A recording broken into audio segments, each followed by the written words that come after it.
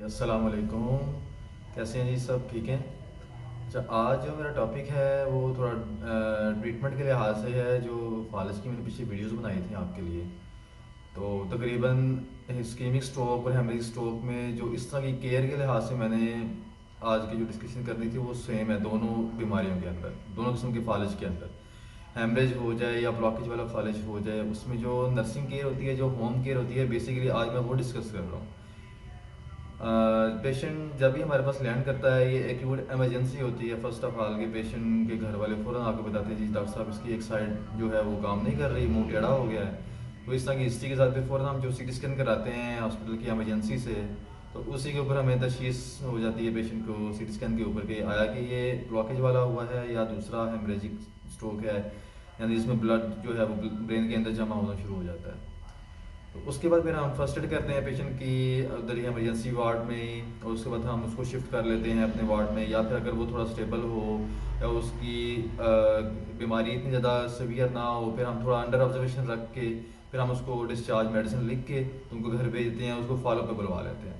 अच्छा, जब हम उनको घर भेजते हैं तो पेशेंट की अटेंडेंट्स की हमने बहुत सारी काउंसलिंग करनी होती है, और अगर पेशेंट के अटेंडेंस जो है वो उस चीज़ को फॉलो नहीं करते तो पेशेंट एट द एंड हमारे पास बहुत सीरियस हालत में हॉस्पिटल में दोबारा लैंड करता है कि वो कहते हैं जी सांस उखड़ने लग गया है, या बुखार होना शुरू हो जाता है, या वो खाने पीने में ध्यान नहीं रखते, उसका पेशेंट बहुत ज़्यादा कमज़ोर होकर हमारे पास आता है। जब हम हिस्ट्री प्रोब करते हैं तो हिस्ट्री में पता चलता है कि पेशेंट के अटेंडेंस ने उनकी केयर सही नहीं की जिस तरीके से हमने उनको बताई होती है।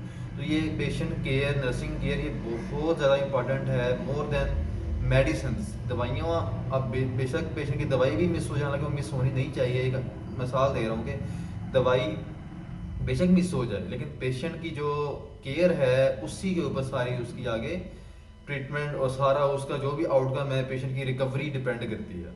अच्छा, उसमें सबसे पहले मैनेजमेंट प्लान में हमें घर में पेशेंट को हम क्या बताते हैं? एक तो मरीज को खुराक की नाली लगी होती है, पेशाब की नाली लगी होती है, सिर्फ और सिर्फ इसका सबसे पहले सफाई का ख्याल रख लें। खुराक की नाली साफ होनी चाहिए।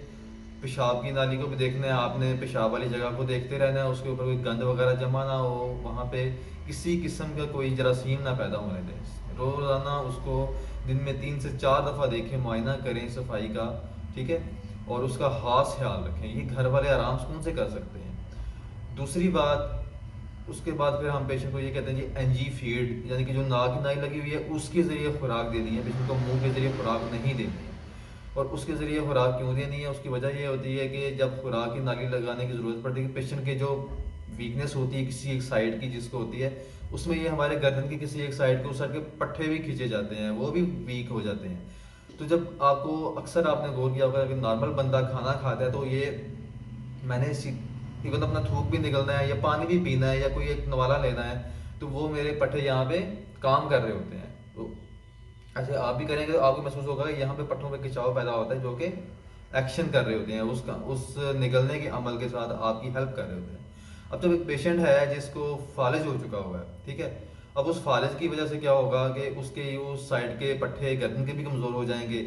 जब वो अंदर निकलने की कोशिश करेगा तो वो निकल नहीं पाएगा, वो वहाँ पे या तो अटक जाएगा, या वो नीचे जो हमारी सांस की नाली होती है जो आगे की तरफ होती है, सॉरी, उसमें चला जाएगा। उसकी वजह से पेशेंट को गोता अथू, जिसको हम अपनी ज़ुबान में कहते हैं, इसको अथू आना शुरू हो जाएगा, गोता करना शुरू हो जाएगा, खांसी शुरू हो जाएगी। इसका मतलब क्या होता है कि मोस्ट ऑफ द जो अटेंडेंट्स हैं वो समझते नहीं है कि ये क्या हो रहा है। वो असल में सांस की नाली में जा रहा होता है, बजाय कि वो खाने की नाली में जाए, वो सांस की नाली में जमा हो रहा होता है खाना।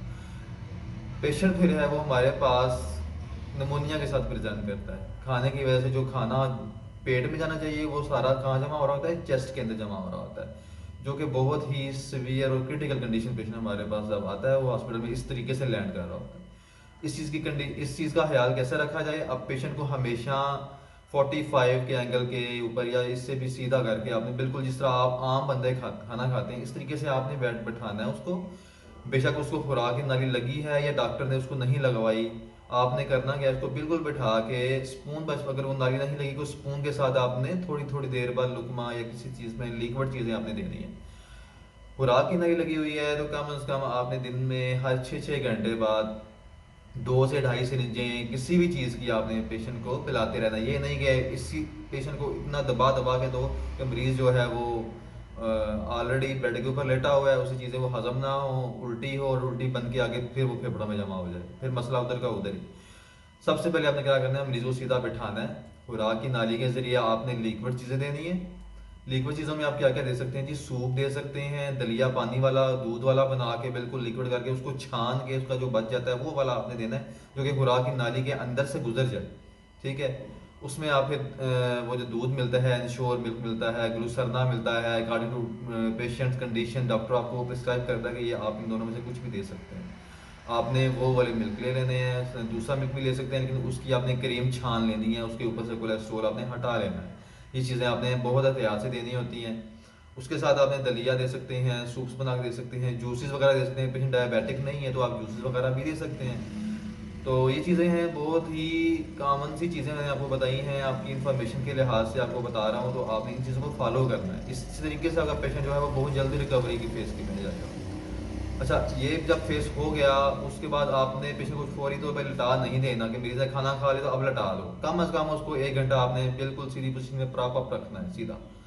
ठीक है। आप भी मतलब एक आम नॉर्मल बंदा भी खाना खा के लेट जाए ना तो उसको भी बदहजमी स्टार्ट हो जाती है, डकार आना शुरू हो जाते हैं, या उसको कुछ और मसला तेजाबियत शुरू हो जाती है। आपने ये चीज़ का भी ध्यान करना है कि वो एक पेशेंट है, वो उस चीज़ को हजम नहीं कर पाएगा, उस चीज़ के लिए उसको बहुत ज़्यादा आपको उसके ऊपर मेहनत करने की ज़रूरत है। ठीक है। उसको बिल्कुल सीधा लिटा के नहीं, लिटाना नहीं है, बिल्कुल बैठा के रखना है। अच्छा, नेक्स्ट स्टेप जो है हमारे पास वो है जी पोस्चर चेंज। उसकी जो पोजीशन है वो हर आपने आपने हर आधे पौने घंटे बाद कम से कम इसको पोजीशन चेंज करते रहना है। ठीक है। आजकल तो मेडिकल स्टोर से आपको एयर मैट्रेस मिल जाते हैं, सबसे बेहतरीन हल वही है। वो 4-5 हज़ार में आ जाता है। आप उसके बेड के नीचे अपने पेशेंट के जहाँ पे उसको लटाना है, वो बेड को एक पोजीशन बनाए बिल्कुल स्ट्रेट, उसके ऊपर आपने ये वाला एयर मैट्रेस खरीदना है, उस एयर मैट्रेस को लगाना है, ये स्विच में ऑन कर दें उसको, उसके अंदर एयर बबल्स बनते हैं, वो हर थोड़े थोड़े में वो चेंज होते रहते हैं, उनकी हवा निकलती है दूसरे में भरी जाती है। तो इसका क्या होता है कि पेशेंट की ऑटोमेटिकली फिजियो होती रहती है। उस पर क्या होता है कि पोस्चर चेंज का इतना जो रोल इसमें नहीं आता, फिर वो ऑटोमेटिकली जो बेड सोर्स हैं वो उससे पेशेंट बच जाता है। फिर लेकिन जो लोग ये खरीद नहीं सकते, आप उनको यही है कि हर आधे पौने घंटे बाद मरीज की जो साइड है वो चेंज करते रहें, लेफ्ट है राइट कर दें, राइट है लेफ्ट कर दें, सीधा कर दें। ठीक है। इस तरह करके मतलब कि उसकी थोड़ी थोड़ी इस तरीके से आप पोस्चर को चेंज करें ताकि उसको बेड सोर्स ना बने, पीछे इन्फेक्शन ना हो उसको।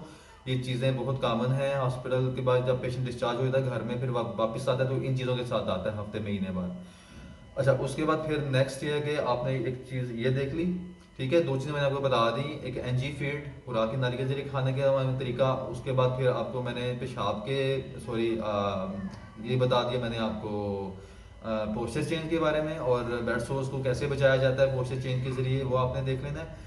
तीसरे स्टेप पे आपने फिजियोथेरेपी करानी है। मरीज की फिजियोथेरेपी बहुत ज़रूरी है। जिस तरीके से अगले दो स्टेप मैंने आपको बताए हैं, उससे ये तीसरा स्टेप भी बहुत ज़रूरी है, फिजियोथेरेपी। इसी तरीके से जो आप पेशेंट के मुतासरा हिस्से को आप उसकी थेरेपी करवाते हैं, फिजियोथेरेपिस्ट से मिल के आप उनसे वर्जिश सीखें। वो वर्जिश आपको ऑनलाइन भी मिल जाती है काफ़ी सारी, आप बस वो वर्जिश जारी रखें। उस तरीके से क्या होगा कि पेशेंट की जो हिस्सा मफलूज हो चुका होता है उस हिस्से की तरफ आहिस्ता आहिस्ता ब्लड, जो हमारा ब्रेन होता है उसकी तरफ ब्लड की रवानगी बढ़ना शुरू होती है। और पेरिफेरी एरिया जो होते हैं, जो साइडों वाले एरिया होते हैं, वहाँ से ब्लड वेसल्स बन के उस एरिया की तरफ जाना शुरू होती हैं जो हिस्सा फालज का शिकार हो चुका होता है दिमाग के अंदर। तो जब उसको ब्लड मिलना शुरू होता है तो उस पर क्या होता है कि जो मुतासरा हिस्सा होता है वो आहिस्ता आहिस्ता अपनी हरकत में आना शुरू हो जाता है। तो with in weeks two months patient की आहिस्ता से रिकवरी फेज में आना शुरू हो जाता है। तो इस तरीके से मैंने बहुत सारे पेशेंट देखे, वो बहुत अच्छी रिकवरी होती है, उनकी केयर बहुत अच्छी हो रही थी और घर में ही केयर हो रही होती है। ठीक है। नेक्स्ट स्टेप है हमारे पास keep good oral hygiene. Patient का जो ओरल हाइजीन है, जो पेशेंट का यूरिनरी हाइजीन है, जो पेशेंट का पैम्पर वाला हाइजीन है, आपने उसको बहुत अच्छे तरीके से निभाना है। मुंह की सफाई रखनी है, टिश्यू पेपर ले लें, रुई ले लें, उसके ऊपर जो मेडिकल स्टोर से आपको माउथ वॉश मिल जाते हैं उसके ऊपर थोड़ा सा वो लगाएं, पेशेंट को कुल्लियाँ कराएं, पेशेंट की ज़ुबान के ऊपर वो सफाई करें ताकि पेशेंट के ऊपर वो वाइट वाइट एक लग जाता है वो चीज़ ना हो। साइडों पे, होंठों पे ये चीज़ें आपने बहुत अच्छे तरीके से, क्योंकि मुंह से अंदर से बहुत जरासीम जाते हैं जो मरीज़ की सेहत के लिए बहुत खतरनाक साबित हो सकते हैं। आपने इस चीज़ का केयर रखनी है। खुराक पेशाब की नाली लगी होती है उसकी केयर रखनी होती है। ठीक है। ये चीज़ें हैं छोटी छोटी चीज़ें, लेकिन आपने इन चीज़ों का बहुत ध्यान रखना होता है। पेशाब की नाली पेशेंट को लगी हुई है और डेली की बेस पे आप उसको यूरिन का जो बैग है वो खाली करें। डेली का बैग खाली होना चाहिए कम से कम पेशेंट को। कम से कम 1.5 से 2 बैग खाली होना ज़रूरी है। जितना इनटेक ले रहा है उतना आउटपुट भी आना चाहिए पेशेंट की यूरिन में। तो अगर वो कम आ रहा है, यूरिन थिक हो रहा है, यूरिन के अंदर आपको वाइट वाइट क्लॉट्स नज़र आ रहे हैं, कुछ और नज़र आ रहा है, तो आप फ़ौरन अपने डॉक्टर से रुजू करें। हो सकता है उसको यूरिन की इन्फेक्शन चल रही हो, जो कि बाद में यूरिनरी इन्फेक्शन की वजह से गुर्दों को अफेक्ट कर सकती है। आपने इस चीज़ को भी बहुत कंट्रोल रखना होगा। उसके बाद फिर आपने मेडिसिन पे आ जाए। मेडिसिन जो डॉक्टर ने आपको घर के लिए प्रिस्क्राइब की होती हैं, आपने वो रेगुलरली पेशेंट को देते रहना है, उसमें आपने नागा नहीं करना। और हर स्टार्ट में तो हर 2 हफ्ते 3 हफ्ते बाद आपने पेशेंट के फॉलोअप में रहना है, डॉक्टर के पास लेके जाना है अपने जो न्यूरो फिजिशियंस होते हैं, ठीक है। और उसके बाद फिर डॉक्टर आपके मरीज़ की सेहत के बारे में आपको आगाह करता रहेगा कि आपकी मरीज़ की आपकी कंडीशन रिकवरी फेज में है या आप उसको ख़राब कर रहे हैं क्योंकि आपकी केयर सही नहीं हो रही। तो एट द एंड आपको मैं यही कहूँगा कि अपनी केयर सही रखिएगा। जो आपने मैंने स्टेप्स बताए हैं, आपने ये स्टेप्स फॉलो कर लिए, तो इंशाल्लाह आपका पेशेंट जल्दी रिकवरी फेज में जाएगा जिसको भी फालिज हो चुका हुआ है। तो मिलते हैं अगली नेक्स्ट किसी वीडियो में, आपको मज़ीद में आगाही देता रहूँगा। तो तब तक के लिए अल्लाह हाफिज़, जज़ाकल्लाह।